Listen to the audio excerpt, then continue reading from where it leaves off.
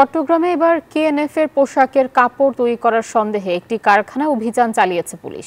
এ সময় মালিকপক্ষের 4 জনকে জিজ্ঞাসাবাদের জন্য আটক করা হয়েছে।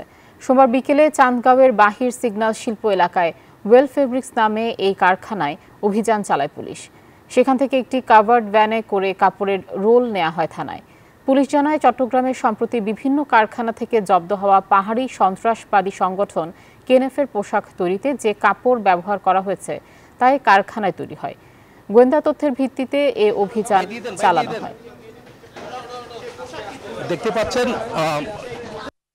এই কাপড়টা মূলত মিয়ানমার সেনাবাহিনীর জন্য করা হইতেছে। আর এত লক্ষ লক্ষ কাপড় কোনো ছোটখাটো কোনো বিচ্ছিন্নতাবাদী গোষ্ঠীর জন্য এত কাপড় হয় না। বাইজিৎ থানায় যে মামলাটা হয়েছে, ওই মামলার যে মেইন কাপড়, ওই কাপড়গুলো এই গার্মেন্টস থেকে সাপ্লাই হয়েছে। ওরা ওখান থেকে দিছে, ওরা ওই বাইজিৎ এলাকায় ওরা ওই তৈরি করেছে। ওই ভিত্তিতে আমরা অভিযান পরিচালনা করে আমরা 4 জনকে অ্যারেস্ট করে নিয়ে আসি।